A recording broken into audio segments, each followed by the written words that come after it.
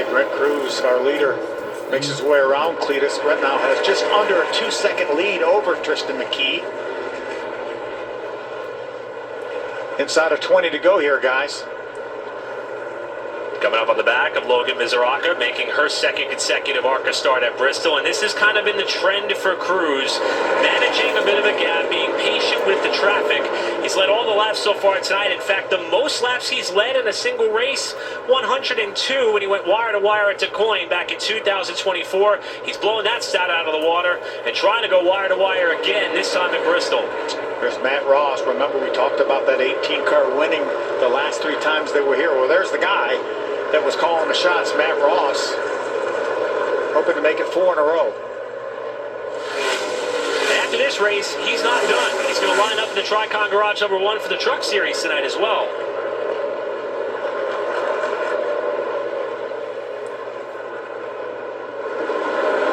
Good qualifying effort, too, for that truck race. Top 15 for Brent Cruz. Working his way over the back of Tim Richmond to put Richmond another lap down. With now 15 laps to go. And if this race stays green, this could go by quick. Yeah, 15, 16 seconds a lap. These laps sure do click by. And right now, Brent Cruz is saying, please no more cautions. Let's don't give these guys another chance on a restart. The bad news for Cruz is that there is a wad of lap traffic just up the road as he closes in on Carson Ware and Rick Ware Racing number 51. Carson yields to the leader. We check in now on the battle for the final spot in the top 5. Timmy Hill continues to be married to the top, and Jake Finch has reeled him back in with Butterbean just a bit further up the road from these two. Yeah, Jake has done a really nice job here.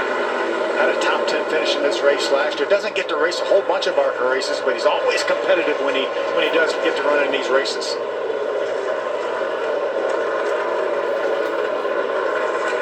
That time we watched Timmy Hill go to the bottom in turns 1 and 2, stay to the top side in 3 and 4. Austin, is that common to alternate what lane may be best on each end of the racetrack? I'd say if there's any end that's going to move up faster, it's going to be in turns 3 and 4, just because of how narrow the exit is and how the grip seems to be off of turn 4. But you've seen Timmy Hill move the groove up all night, and I think it's been a benefit to the guys around him. You saw him really be able to take. But if he would have been on the bottom of the racetrack and that right front tire went down, that would have looked a whole lot worse. Good to see Timmy get out of that car. They're hoping for a second really good race in a row after that great truck race at Darlington. This is a family-owned team, just like the truck operation, so this is certainly going to sting for Timmy Hill. Caution number 5, setting up a sprint to the finish. Come on back to Bristol. This is a corner exit, too. Overtime coming up to wrap things up at Arca at the last great Coliseum. Brent Cruz on the outside, the leader. Tristan McKee on the bottom in the 82. 2 laps to settle it. For a restart by Tristan McKee once again. He may hold on to the second spot.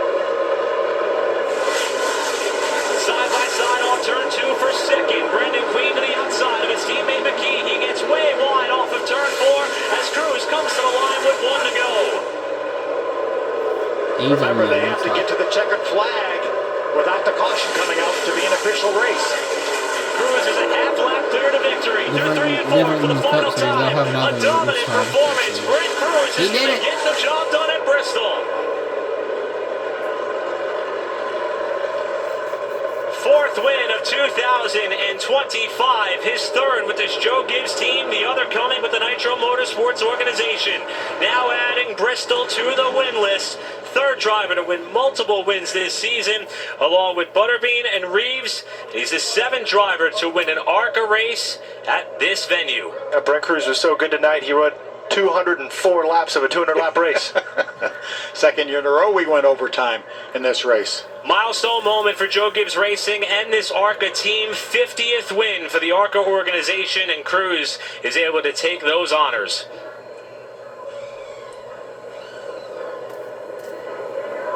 For Toyota, it's their 5th Arca win at Bristol, 3rd consecutive, and their 9th win this season, most amongst all manufacturers.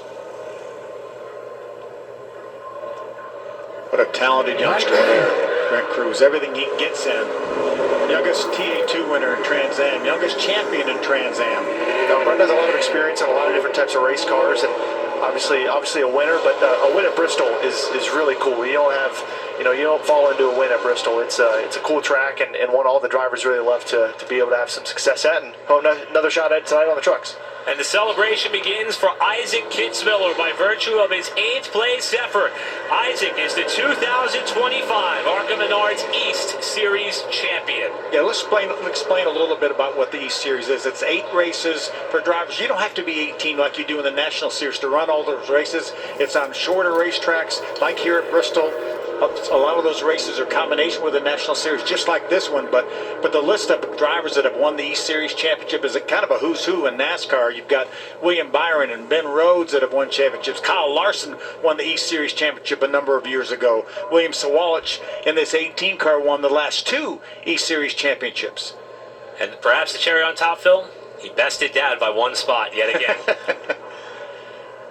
Cruz making his way up to the front stretch. We'll have an opportunity to hear from him a short while from now. Cruz the winner, McGee second, Queen third, Honeyman fourth, Thomas Annunziata your top 5 in what was an absolute dominating effort by Brent Cruz and this team.